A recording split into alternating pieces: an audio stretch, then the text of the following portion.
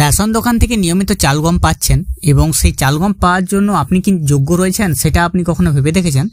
অনেকেই নিয়মিত রেশন দোকান থেকে চাল, গম, ডাল বা আটা এইসব পেয়ে থাকেন, কিন্তু আপনি সেই সব পাওয়ার জন্য যোগ্য কিনা সেটা কখনো বিবেচনা করে দেখেছেন?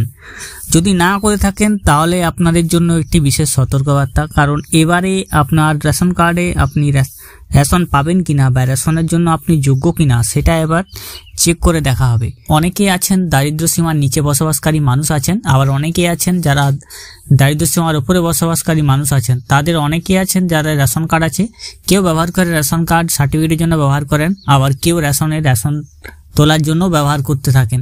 কিন্তু আপনি যদি যোগ্য না হওয়া আপনি রেশনের চাল গম যদি নিয়মিত পেতে থাকেন তাহলে আপনার জন্য এবার স্পেশাল চেকিং হবে। সেই চেকিং কিভাবে হবে তা আমি আজকের ভিডিওতে আপনাদের জানিয়ে দেব। বেঙ্গল সার্চ ইউটিউব চ্যানেলে আপনাদের সকলকেই স্বাগত জানাই। এখনো অবধি যারা আমাদের চ্যানেলটিকে সাবস্ক্রাইব করেনি সকলকে অনুরোধ করবো চ্যানেলটিকে সাবস্ক্রাইব করে পাশে রাখা বেল নোটিফিকেশনটি অলে প্রেস করে দেবেন।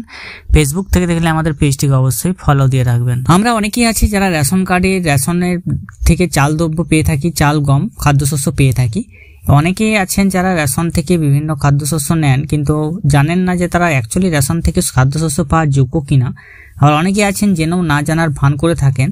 এবার তাদের জন্য নিয়ে এসছে বিরাট একটি খবর, সেই খবরটি আমি ভিডিওতে জানিয়ে দেব। নিয়মিত রেশন তুলছেন, বিনামূল্যে পাচ্ছেন চাল, গমও, কিন্তু আপনি এই সুবিধা পাওয়ার যোগ্য তো? আপনার যে রেশন কার্ড আছে সেই কার্ড আদৌ রেশন পাওয়ার যোগ্য তো? এসব যাচাই করবে এবার আয়কর দপ্তর। আয়কর দপ্তর যাচাই করবে আপনি রেশনের চাল গম পাওয়ার জন্য যোগ্য কিনা বা আপনার কার্ড যেটা রয়েছে তার চাল গম পাওয়ার যোগ্য কিনা। তার জন্য ইতিমধ্যে পরিকাঠামো গড়ে তোলার কাজ শুরু হয়েছে। আয়কর কর্তাদের বক্তব্য, যারা বেশি আয় করেও গরিবদের জন্য প্রযোজ্য রেশনিং ব্যবস্থার সুবিধা ভোগ করছেন তাদের চিহ্নিত করে গোটা ব্যবস্থাকে আরও স্বচ্ছ করার উদ্যোগ নেওয়া হয়েছে। অর্থাৎ রেশনের স্বচ্ছতা আনার জন্য এবার ইনকাম ট্যাক্স ডিপার্টমেন্টের সাহায্য নেওয়া হচ্ছে, তার জন্য পরিকাঠামো ব্যবস্থা গড়ে তোলা হচ্ছে। তবে এক্ষেত্রে নতুন করে কেন্দ্র ও রাজ্য সংঘাতের বাতাবরণ সৃষ্টি হতে পারে আশঙ্কা করছে ওয়াকিবহল মহল। কারণ কেন্দ্রের এই সিদ্ধান্ত থেকে স্পষ্ট একটা বড় অংশের রেশন গ্রাহককে ছেঁটে ফেলতে চাইছে তারা।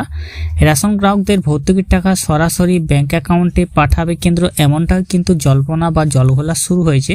আগের ভিডিওতে যেখানে বলেছিলাম যে কেন্দ্রীয় খাদ্য সচিবের সঙ্গে বৈঠকে আলোচনা হয়েছে যে প্রত্যেক রেশন কার্ড গ্রাহকদের এবার রেশনের সাথে অ্যাকাউন্টের সাথে রেশন কার্ডের সাথে ব্যাংক অ্যাকাউন্ট লিঙ্ক করা দরকার। তো তার জন্য জল্পনা শুরু হয়েছে রেশন কার্ডের ভর্তুকির টাকা সরাসরি ব্যাংক অ্যাকাউন্টে পাঠিয়ে দেবে কিনা কেন্দ্র, এলি একটা জল্পনা শুরু হয়েছে। এই আবহে আয়কর দপ্তরের তোড়জোড় বিতর্কের নয়া পরিসর তৈরি করছে বলে মনে করছেন বিশেষজ্ঞরা। করোনা পরবর্তী সময়ে দেশবাসীর একটি বড় অংশকে বিনা পয়সায় খাদ্যশস্য দিতে প্রধানমন্ত্রী গরিব কল্যাণ অন্ন যোজনা প্রকল্প এনেছিল কেন্দ্র। 2028 সাল পর্যন্ত এই পরিষেবা চালিয়ে যাওয়ার ঘোষণা হয়েছে আগেই।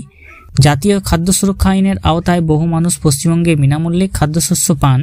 তাদের একটা বড় অংশ অন্নপূর্ণা অন্তর্দয় যোজনার আওতায় পরিবার পিছু মাসে চাল, আটা বা গম মিলিয়ে 35 কেজি খাদ্যশস্য পান, বাকিরা পান মাথাপিছু 5 কেজি করে।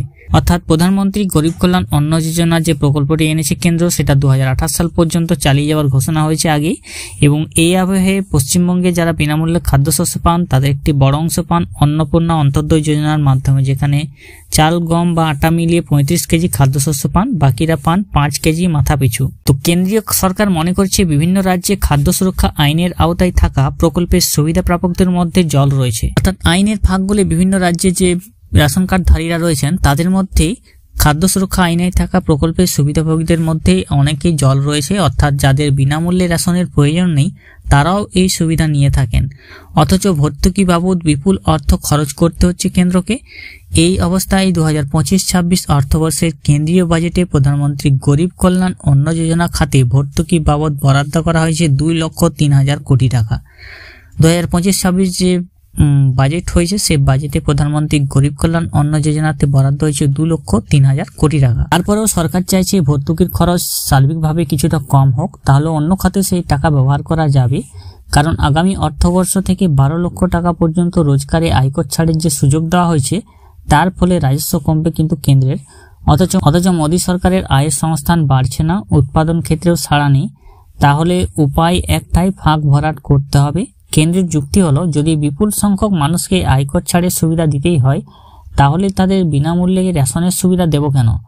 অর্থাৎ আপনি আয়কর ছাড়াও সুবিধা নেবেন এবং আপনি বিনামূল্যে রেশনও পাবেন। এই দুটো একসঙ্গে চলতে পারে না, তাই আপনাকে যে কোনো একটা মেনে নিতে হবে।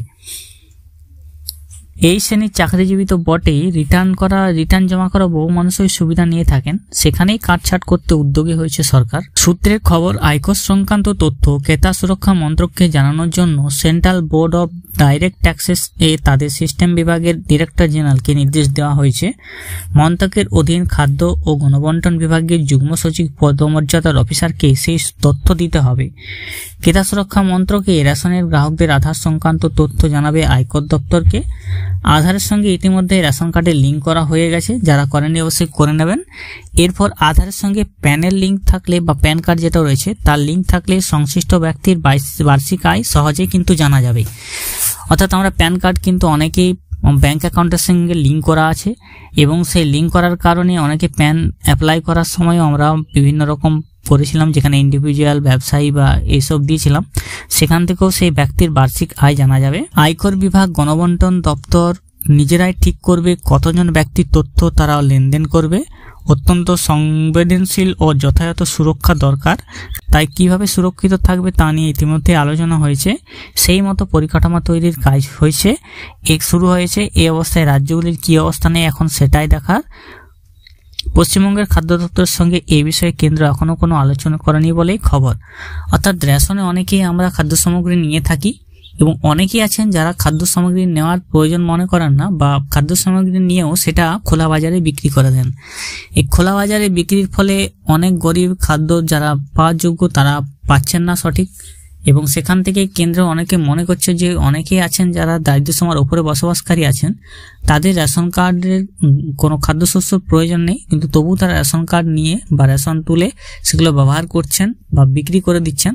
তাই তাদের এবারে আয়কর দপ্তরকে কাজে লাগানো হচ্ছে যাতে তাদের ইনকামের তথ্য নিয়ে আসা হয়। সেই ইনকামের তথ্য দিয়ে তাদেরকে কার্ডগুলিকে ছাঁটাই করা হবে পরবর্তীকালে, যেটা শোনা যাচ্ছে। এবং আগেই বলেছিলাম যে ব্যাংক অ্যাকাউন্ট সঙ্গে এবার রেশন কার্ডের লিঙ্ক করানো হবে, যেটা এখন আলোচনা স্তরে রয়েছে, তা এখনো কবে শুরু হবে তা জানা নেই। যদি এমত অবস্থায় ব্যাংক অ্যাকাউন্ট বা রেশন কার্ড লিঙ্ক হয়ে যায়, সেই ক্ষেত্রে পরবর্তীকালে আপনাদের রেশনের টাকা সরাসরি ব্যাংক অ্যাকাউন্টে পাঠানো হয়ে যেতে পারে, ভর্তুকির টাকা, এবং সেই টাকায় খোলা বাজারে আপনাকে খাদ্যশস্য কিনতেও হতে পারে, এমনটাও শোনা যাচ্ছে। তো যারা অবশ্যই রেশন কার্ড পাওয়ার যোগ্য, যারা রেশনে খাদ্যশস্য পাওয়ার যোগ্য নন অথচ আপনারা রেশনে খাদ্যশস্য নিয়ে থাকেন, খোলা বাজারে বিক্রি করে থাকেন, তারা সাবধান হয়ে যান, কারণ আপনাদের জন্য এবার ইনকাম ট্যাক্স দপ্তর বড়সড় ব্যবস্থা নেওয়া হবে। যদি আপনি রোজগার করে থাকেন, চাকরিজীবী হয়ে থাকেন, তাহলে অবশ্যই সতর্ক হয়ে যান। আর এই ভিডিওটি তাদের মধ্যে শেয়ার করে দিন যারা জানেননি অবশ্যই, এবং আমাদের চ্যানেল নতুন হয়ে থাকলে চ্যানেলকে সাবস্ক্রাইব করে রাখবেন। ভালো থাকবেন, সুস্থ থাকবেন, নমস্কার।